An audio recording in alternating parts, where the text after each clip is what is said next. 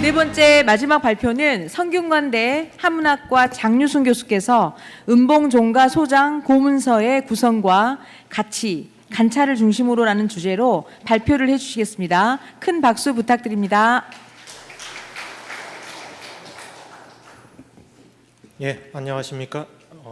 은봉종가 고문서 관찰을 중심으로 발표를 맡은 성균관대학교 장유승입니다. 여러분 조금 지루하시죠? 앞에서 제 앞에 세 분 발표하신 분들이 다 중요한 얘기 하셨는데 아무리 중요한 얘기를 해도 길어지면은 지루합니다. 그래서 제 발표는 그 발표문을 읽지 않고 여기 자료를 가지고 여러분들에게 좀 쉽게 이야기를 드리려고 하니까 책은 잠시 덮어두시고 제 얘기에 조금 귀를 기울여 주시기 바랍니다. 예, 제 소개 간략히 드리겠습니다. 저는 옛날 책과 옛날 문서를 연구하는 것을 직업으로 삼고 있습니다. 다행히 국내에 좋은 책과 좋은 문서들을 가진 기관들에서 근무를 했고요. 또 제가 좋아하는 거는 동료 연구자들 읽을 논문을 쓰는 것보다 여기 모여 계신 여러분처럼 우리의 옛 선조와 그분들이 남긴 문헌에 관심이 있는, 교양 있는 시민들을 대상으로 해서 강의를 하거나 책을 쓰는 것을 더 좋아합니다. 그래서 책을 여러 개 썼는데 사실은 다 망했어요. 제대로 팔린 것은 없지만 그래도 많은 분들이 관심을 가지고 이런 자리에 설 수 있게 해주십니다. 제가 옛날 책에 관해서 2권의 책을 썼습니다. 하나는 너무 흔해서 쓰레기 취급을 받는 옛날 책, 그러니까 오래됐다고 다 귀중한 게 아니에요. 특히 우리나라는 책이 많기 때문에 100년, 200년 정도 됐다고 해서 중요하다고, 귀중하다고 하질 않습니다. 그런 책들은 헌책방에서조차도 취급을 안 하는, 쓰레기 취급을 받는 그런 책들이 있습니다. 그럼 왜 쓰레기 취급을 받는 책을 연구했느냐? 그게 쓰레기 취급을 받을 정도로 흔하다는 것은 그만큼 옛날 사람들이 많이 봤다는 얘기죠. 그런 책들이 들려줄 수 있는 이야기가 있을 것이다 라고 생각해서 흔한 책들에 대한 책을 하나 썼고요. 그 다음에는 이제 귀중본이라는 책이 있습니다. 여러 책 중에서도 특별히 귀중하다고 평가를 받고 아주 귀하게 취급받는 책들입니다. 그래서 어떤 책들은 국보, 보물로 지정이 되기도 하죠. 이제 그런 특별한 책들에 대한 이야기를 모은 책입니다. 이렇게 하니까 꼭 책 광고처럼 들리는데 사실 도서관에 다 있으니까 관심이 있는 분들은 도서관에 가서 보시면 되겠습니다. 자, 여러분 퀴즈 하나 내드리겠습니다. 자, 둘 다 똑같은 중국 역사책입니다. 그런데 하나는 국보입니다. 그리고 다른 하나는 쓰레기 취급을 받는 책입니다. 구분이 되십니까? 금방 구분이 안 되시죠. 그냥 여러분이 보기엔 그냥 똑같은 한문책이고 똑같은 중국 역사책인데 왜 하나는 귀중하고 하나는 귀중하지 않을까? 여러분 좀 의아하실 겁니다. 그래서 어떤 책이 귀중하다 또는 귀중하지 않다 하는 기준이 여러 가지가 있는데 일단 전문가들은 희소성을 첫 번째 기준으로 삼습니다. 보시면은 왼쪽에 있는 책은 17사찬 고금통요라고 하는 중국 역사책이고 국보 148호입니다. 굉장히 귀중한 책이죠. 반면에 오른쪽에 있는 책은 너무 흔해 빠진 통감저료라고 하는 중국 역사책입니다. 자, 그렇다면 왜 왼쪽에 있는 책은 국보일까? 이 책의 한 장을 넘기면요, 이런 기록이 있습니다. 이 17사찬 고금통요라는 책은 일본 사람, 일제강점기에 후지타 료사쿠어라고 하는 일본 사람이 갖고 있었던 책입니다. 그러니까 그 일본 사람도 이게 굉장히 중요한 책이다라고 생각해서 자기가 갖고 있었던 거겠죠. 그 밑에 그 해답이 있습니다. 계미자로 간행한 책이다. 계미자라는 것은 조선이 첫 번째로 만든 금속 활자입니다. 이 금속 활자는 많은 양을 찍질 않아요. 여러분, 금속 활자라는 어감이 주는 느낌 때문에 금속으로 활자를 만들었으면 책을 굉장히 많이 여러 권 찍어도 튼튼하게 계속 찍을 수 있겠구나라고 생각을 하시는데 그렇지가 않습니다. 조선시대의 금속 활자라는 것은 기본적으로 샘플 제작용입니다. 아주 소량만 가능합니다. 그렇기 때문에 금속 활자 책은 지금 남아있는 게 그렇게 많지 않습니다. 더구나 시대가 올라가는 조선 첫 번째 금속 활자, 조선 개국하고 얼마 안 돼서 만든 금속 활자로 찍은 책이기 때문에 정말 희귀합니다. 그래서 국보로 지정이 된 거죠. 제가 이제 여러 집안에 남아있는 고문서 조사를 나갑니다. 그러면은 아마 여러분이 보신 것도 아마 주위에서 보셨을 건데 어느 집을 가나 대체로 그 집에 보관하고 있는 문서 더미의 구성은 대체로 비슷합니다. 이제 제일 많은 게 뭐겠습니까? 여러분 주변에 지금 가도 마찬가지일 겁니다. 여러분 대개 제일 많은 책은 무엇입니까? 보통은 지금은 조금 연세가 드셔서 자녀들 다 장성해서 키워 보내셨을 텐데 대부분의 가정집에서 제일 많은 책은 교과서와 참고서죠. 공부하기 위한 책입니다. 조선시대도 마찬가지. 제일 많은 책은 과거 공부에 관한 책이 제일 많습니다. 그리고 인쇄한 책은 드물기 때문에 여전히 귀하기 때문에 손으로 직접 쓴 그런 과거 시험용 준비하는 책이 제일 많이 있습니다. 조선시대 과거 시험에 합격하려면요, 뭐 글을 짓던 경전을 외든 그 쓰는 연습을 굉장히 많이 해야 됩니다. 수백 번에서 1000번까지 이 정도 해야 과거에 합격하다 보니까 과거 시험에 응시하기 위해서 직접 손수 써서 만든 책이 제일 많습니다. 이게 어느 집을 가나 대략 문헌의 절반 정도 과거 시험 관련 문헌이 제일 많습니다. 그 다음으로 많은 것이 중국 책입니다. 아니 왜 조선의 중국 책이 많은가? 손으로 만든 아까 써서 만든 그런 필사본 책 말고 뭐 목판으로 찍어서 만들거나 아니면 앞에 본 그 국보처럼 활자로 찍어서 만든 책은 조선 후기까지도 사실 그렇게 양이 많지 않았습니다.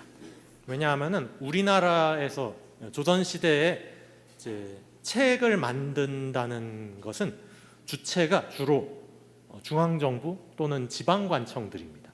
그러니까 관청에 연줄이 있어야 책을 가질 수가 있는 거죠.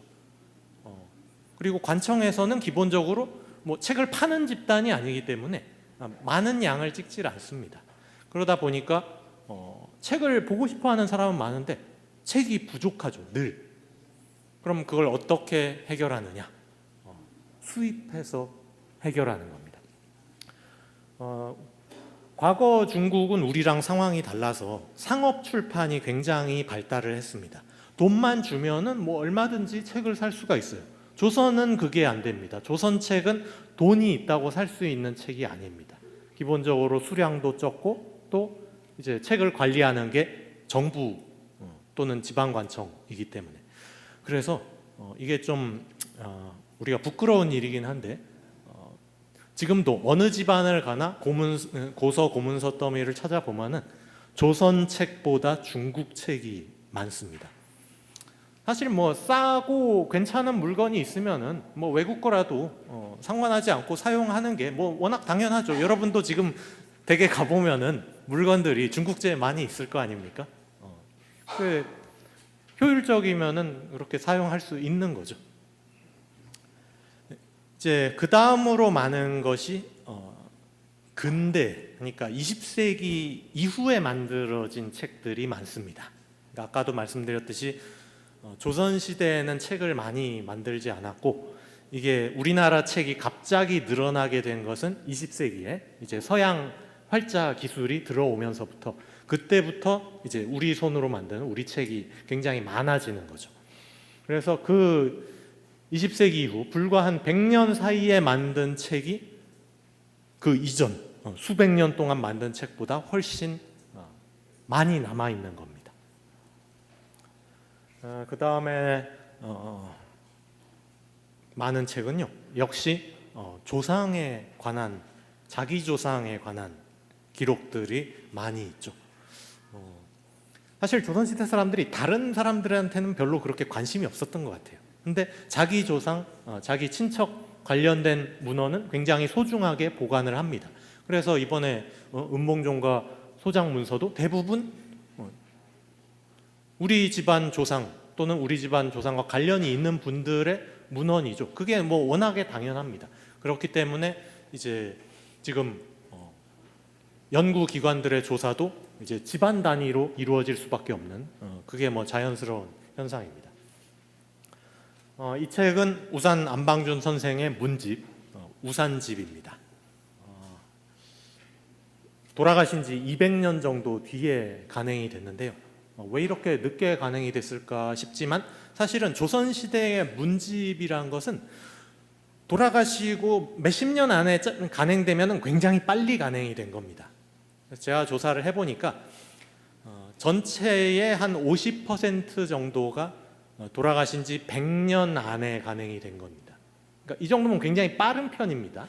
돌아가시고 한 세기 안에 간행이 되면 굉장히 빠른 겁니다. 대개는 뭐 여러 가지 이유로 간행이 늦어져서 이제 뭐 200년, 300년, 400년 지나서 간행되는 경우도 많아요. 그러니까 우산 선생 문집 같은 경우는 200년 정도 뒤에 간행됐는데 그렇게 빠르지도 늦지도 않은 편입니다.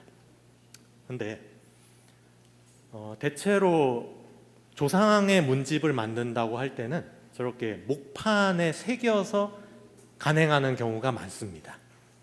저거 하나가 책 한 장이 되죠.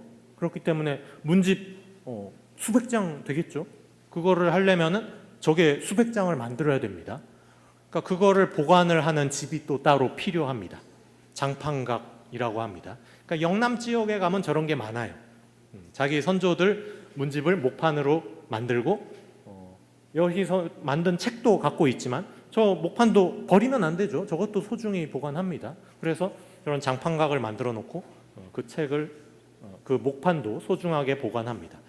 근데 왜 우산 문집 이걸 만든 한목은 하나도 남아있지 않을까요? 지금 하나도 없습니다. 왜 그러냐? 그것은 이 우산집은 그러니까 은봉연서는 저 목판으로 간행한 것이 아니고 목활자, 활자로 간행했기 때문에 그렇습니다. 활자란 거는 한번 인쇄를 해놓으면은 다시 흩어가지고 다른 책을 또 찍죠.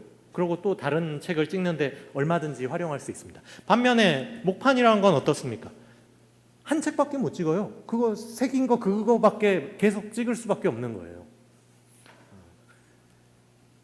그런데 이 은봉 선생의 문집은 목활자로 간행을 했습니다. 그러니까 이 왜 목활자로 간행을 했는지를 좀 생각을 해봐야 되는데요. 일단 비용이 좀 적게 듭니다. 그러니까 활자를 만들어서 간행을 하려면은 물론 돈이 많이 들겠지만 이미 활자가 만들어져 있는 걸 그걸 빌려와서 사용한다. 그렇다면은 목판을 만드는 거에 비해서 굉장히 적은 비용으로 문집을 간행할 수 있습니다. 그래서 제가 보기에는 이제 은봉 후손가가 저 목판을 제작할 만큼 재력이 충분하지 않았던 것은 아닌가 그렇게 생각이 됩니다. 또는 이 조선시대의 활자 인쇄라는 것은 아까 말씀드렸듯이 샘플 제작용입니다. 그러니까 활자로는 많은 책을 찍을 수가 없어요. 저게 고정 상태나 이런 것들이 당시 기술이 부족했기 때문에 조선시대 활자는 많은 책을 간행할 수가 없습니다. 근데 목판은 괜찮죠. 저건 뭐 계속 쿵쿵 찍는 대로 간행할 수 있으니까 저거는 뭐 수백 부, 천 부까지도 간행이 됩니다. 그렇지만 활자는 간행할 수 있는 게 최대한 간행해봤자 100부 정도, 보통 수십 부 간행하고 맙니다. 그래서 이제 조선시대 문집 간행하는 양상들을 보면은 활자는 중간 단계로 임시로, 혹시 조상님의 저술이 그냥 손글씨로 쓴 상태로 있으면은 불타거나 없어져 버리면 곤란하니까 일단 몇 부라도 좀 만들어 놓자. 그럴 때 활자를 쓰거든요. 그러고 최종적으로는 목판에 새겨서 저렇게 장판각에 보관하는 저 형태가 됩니다. 그래서 제 생각에 이제 우산 선생 문집은 비용 문제 때문에 활자를 사용해서 간행을 했거나 또는 그 다음 단계로 나아가기 위한 중간 단계로서 활자를 인쇄했을 가능성이 높다. 그다음 오늘 고서 얘기도 나오고 고문서 얘기도 나오는데요. 고서는 책이고 고문서는 낱장 문서죠. 그러면은 사람들이 고서가 귀중한 줄은 아는데 고문서가 귀중한 줄은 사실 모르는 분들이 많이 있습니다.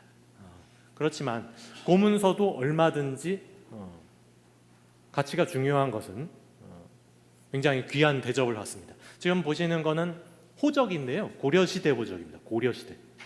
고려시대 호적은 남아있는 게 진짜 없습니다. 그래서 이것은 국보로 지정이 되어 있습니다. 문서 한 장인데. 그래서 여러분이 고문서의 가치를 좀 알아주십사 해서 고문서에 대해서 설명을 간단히 드리겠습니다. 여러분 집에도 많은 문서가 있겠죠. 제일 중요시하는 건 뭡니까? 뭐 계약 관계 문서라든지 뭐 그런 거, 또는 상장이나 임명장 받은 거, 그런 거 갖고 계시죠. 그래서 아까 유지영 선생님이 계속 설명드렸지만 임명장에 해당하는 교지가 사실 이거는 후손들이 귀중하게 여길 줄은 압니다. 우리 조상님이 어떤 관직 지냈다는 증거니까. 그래서 교지 같은 건 사실 잘 보관을 해요. 근데 교지가 사료적인 뭐 어떤 가치가 많이 높으냐 하면은 사실 그건 아니죠. 이게 어떤 사람이 어디에 임명되었다는 거는 다른 기록에도, 정부 기록이나 이런 데도 많이 있으니까 어떤 새로운 사실을 알려주는 그런 문서는 아닙니다. 뭐 교서라고 해서 좀 더 높은 관직에 임명된 사람은 저렇게 길게 해서 주기도 합니다. 근데 저것도 역시 다른 문헌에 많이 실려 있습니다. 그 밖에 이제 상소 같은 문서들이 있는데, 이제 보통 정보는 왕한테 올라갔을 테니까 초고 같은 것들이 많이 있죠. 아마 우산 은봉 종가 문서 중에도 상소를 올리려고 준비한 그런 초고들이 있을 겁니다. 그 밖에 첩정이니 관문이니 감결이니 하는 것들은 관문서죠. 관문서, 보통 공문서, 문서를 제일 많이 생산하는 게 관청 아닙니까? 근데 은봉 선생은 관직에 임명되긴 했지만 실제로 근무를 하질 않으셨기 때문에 이 집안 문서에는 이런 문서가 잘 없습니다. 많은 것은 그래도 좀 있는 거는 소지라고 하는 민원 문서. 이거는 뭔가 백성이 관청에 뭔가 요청할 게 있으면은 이걸 작성해서 올리는 겁니다. 그래서 은몽종가 문서 중에는 뭐 선조에 관련된 뭐 그런 뭔가 청원을 하려고, 관청에 청원을 넣으려고 작성한 소지들이 많이 있습니다. 보시면은요, 이게 은몽종가 소지 중에 하나인데요. 이제 작성자가 작은 글씨로 이렇게 쓰고 뒤에다가 연명해서 올리는 사람들이 연명해서 이름을 쓰죠. 그러면 이 두꺼운 글씨는 관청의 판단 결과입니다. 그러니까 수령이나 관찰사가 읽어봤더니 뭐 이러이러하게 판결해 주겠다라고 굵은 글씨로 또 뒷면까지 저렇게 뒤집어서 저렇게 쓰는 겁니다. 뭐 한글 문서도 좀 있더라고요. 한글 문서 자체가 많지 않으니까 은봉종가의 한글 문서는 상당히 좀 주목할 가치가 있고 한글 연구자들이 아마 자세히 앞으로 들여다보게 될 겁니다. 완문이라고 하는 것은 일종의 합의서 같은 건데요. 은봉종가 문서 중에는 잘 없더라고요. 호구단자는 뭐 여러분 잘 아시는 호적 관련 문서, 이런 것들도 고문서 중에서 중요시하는 문서들입니다. 밖에 통문이라고 하는 것은 어떤 사실을 여러 사람에게 알리기 위한 문서죠. 이건 뭐 지금도 연판장 돌리는 식으로 지금도 활용되고 있는 문서 양식입니다. 이 음봉종가 문서 중에는 통문도 좀 있습니다. 밖에 명문이라고 하는 것은 어떤 계약 문서죠. 뭐 토지, 노비의 거래를 입증하는 그런 계약서입니다. 분재기는 재산을 나누어 주는 문서인데요. 예전에는 돌아가실 때 임박해가지고 한꺼번에 재산을 나눠주지 않으시고 중요한 이벤트가 생길 때마다 재산을 나눠주셨습니다. 그래서 이거 같은 경우는 안방준 선생이 안전 손자한테 이제 특별히 증손도 보고 했으니까 특별히 이제 재산을 조금 띄워주신 문서입니다. 이렇게 평소에 조금씩 띄워주니까 후손들이 효도를 안 할 수가 없죠. 이거는 음봉종가 문서는 아니고 퇴계 선생의 분재기입니다. 이게 다가 아니에요. 계속 이어져. 그러니까 퇴계 선생은 재산이 엄청나게 많았던 거죠. 노비 누구 준다. 땅 저기 있는 땅 어디 있는 땅 어디 있는 땅 준다. 이렇게 자녀들에게 나눠서 주신 문서입니다. 밖에 과거 시험을 보면서 제출한 그 시험지, 답안지 그런 문서들이 좀 있습니다. 그 밖에 도장 같은 것도 허투루 볼 수 없는 내용들인데요. 고문서에 도장이 많이 찍혀 있죠. 이 도장들을 통해서 이 고문서를 누가 주고받았는지를 볼 수 있습니다. 그 밖에 서명 같은 것도 볼 수 있죠. 넘어가고요. 이제 마지막으로 관찰에 대한 이야기입니다. 고문서 중에 사실 제일 많은 분량을 차지하는 게 관찰입니다. 쉽게 말해 편지인데 여러분 손편지 안 써보신 지 좀 오래되셨죠? 요새 다 문자 메시지 보내고 이메일 보내고 카톡 보내고 그러니까 그거를 다 이렇게 손글씨로 옛날에는 써서 보냈습니다. 꼭 장문의 편지만 있는 건 아니에요. 여러분 짧은 문자 메시지 보내는 것처럼 종이 조각에 조금 써서 보낸 것들도 많이 있습니다. 이 관찰은 사실 봉투가 같이 있어야 좀 정보로서의 가치가 있습니다. 이 봉투가 있어야 누가 누구한테 보냈는지를 알 수가 있기 때문이죠. 이 본문에는 정작 받는 사람이 누군지가 써 있질 않고 보내는 사람이 써 있긴 한데 보내는 사람도 생략되는 경우가 많이 있습니다. 그렇기 때문에 봉투가 같이 있어야 자료적인 가치가 높다. 어떤 거는 따로 봉투를 제작하지 않고 편지를 다 쓴 다음에 돌돌 말아가지고 그 뒷면을 편지 봉투처럼 사용하는 사례도 있습니다. 편지는 대체로 하루에도 수십 통을 쓰기 때문에 아까처럼 이렇게 흘려 쓰는 경우가 많은데 어떤 편지는 똑바로 아주 정갈하게 작은 글씨로 쓰는 경우가 있습니다. 그것은 위장이라고 해서 상을 당한 사람을 위로하거나 또는 자기한테 조문해온 사람한테 답장으로 요새도 하지 않습니까? 상가집 오신 분들한테 뭐 이메일이라든지 뭐 그런 걸로 찾아주셔서 감사합니다. 이런 글 쓰잖아요. 그 문서입니다. 이게 이 한문 편지를 쓰는 전통이 20세기까지도 계속 유지가 돼서 지금 보시는 편지지는 20세기 이후에 이제 만들어진 건데 이 편지지가 나오고 한글로 편지 쓰는 이제 관습이 점점 자리를 잡는데도 여전히 전통적으로 한문으로 편지를 쓰시던 분들은 예전 버릇대로 그대로 계속해서 한문으로 편지를 쓰고 계셨던 거죠. 편지를 쓰는 방법에 대해서 간단히 설명을 드리면은 보통은 제일 끝에서부터 시작할 것 같은데 그렇지가 않고요. 끝에서 5분의 4 내지 4분의 3 되는 지점부터 시작을 합니다. 그러고 끝까지 갔다가 다시 처음으로 와서 날짜 적고 자기 이름 적고 이렇게 끝을 냅니다. 근데 이 편지 쓰는 방법도 여러 가지라서 이게 되게 복잡하죠. 먼저 빨간색으로 표시된 행을 쓴 다음에 다 썼는데 종이 끝까지 왔는데 아직도 할 얘기가 남아있으면 다시 처음으로 와가지고 작은 글씨로 쓰기 시작해서 그 행과 행 사이에다가 이렇게 집어넣는 거죠. 그러니까 읽기가 참 복잡합니다.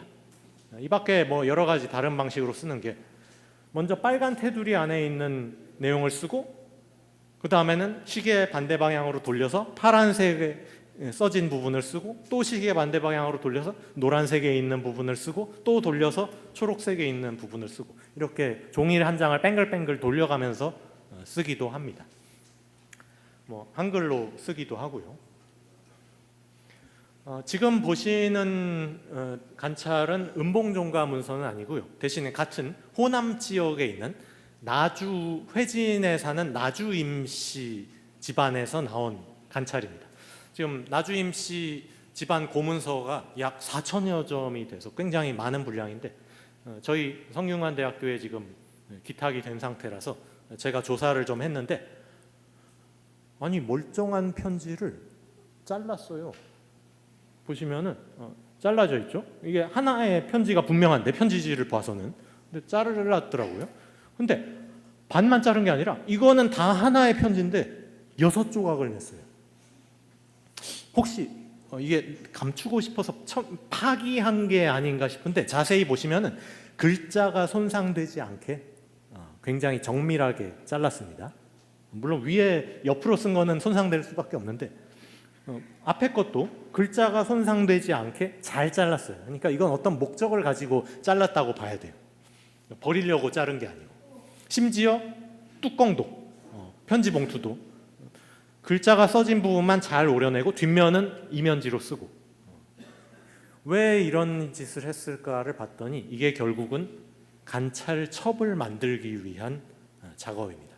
은봉종가에도 관찰첩이 여러 가지가 있는데 거기 보시면은 이제 유명한 분들하고 주고받은 관찰들을 저렇게 오려 붙인 거죠. 아까처럼 잘라서 편지를 책의 형태로 만들려면은 어쩔 수 없이 손을 대서 오릴 수밖에 없습니다. 그래서 자세히 보시면은 오려 붙인 흔적들이 많이 있어요.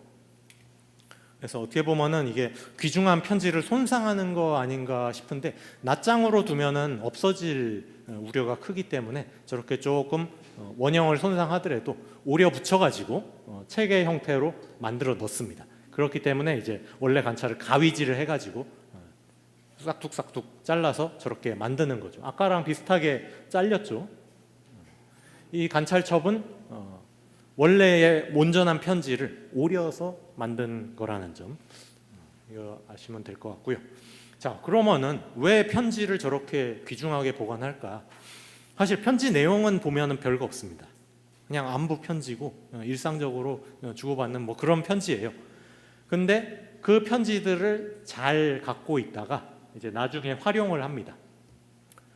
여기 들어가 있는 이거 은봉 선생의 연보입니다. 몇 년도에 무슨 일이 있었다 적어놓는 연보인데 거기에 우암 송시열이 보낸 편지가 전문이 다 인용이 되어 있습니다. 이거는 송시열이 보낸 편지를 아까처럼 이렇게 잘 보관하고 있었기 때문에 저기 연보에 넣을 수 있는 거죠. 특히 송시열이 어떤 인물입니까?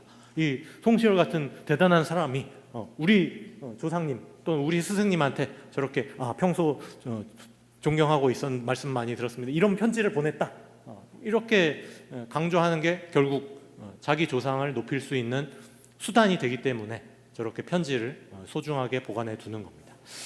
그래서 이제 은봉 집안 편지의 경우는 좀 독특한 점 하나가 은봉이 받은 편지만 모아서 책을 따로 만들더라고요. 그게 바로 은봉 사후간독이라는 책입니다.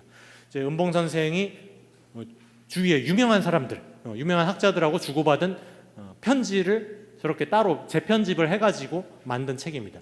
이게 필사본으로 적어서 만든 것도 있고요. 1796년에 가면은 이게 문집보다 먼저 이 책이 나옵니다. 그러니까 문집보다 오히려 은봉 선생이 주변의 유명한 학자들하고 주고받은 그 관찰이 더 중요하게 여겨졌다는 거죠. 그리고 이게 요때 한번 나오고 마는 게 아니라 1900년대 이후까지 계속해서 은봉 선생이 주고받은 편지들만 따로 모아서 책을 만들고 그것이 어떻게 보면은 은봉 선생이 직접 남긴 문집보다 더 귀한 대접을 받는다. 왜? 조상을 높이기 위해서는 조상님이 대단한 사람들하고 같이 어깨를 나란히 어울렸다는 사실을 내세우는 것보다 중요한 게 없거든요. 그렇기 때문에 당시에 유명한 학자들과 주고받은 편지를 따로 모아가지고 저렇게 책을 만든 겁니다. 예, 오늘 제 얘기는 여기까지고요. 조금 두서없이 정리가 됐지만 여러분들이 고서와 고문서 관찰에 대한 이해를 조금 높아지셨기를 기대하면서 여기서 발표 마치겠습니다. 감사합니다.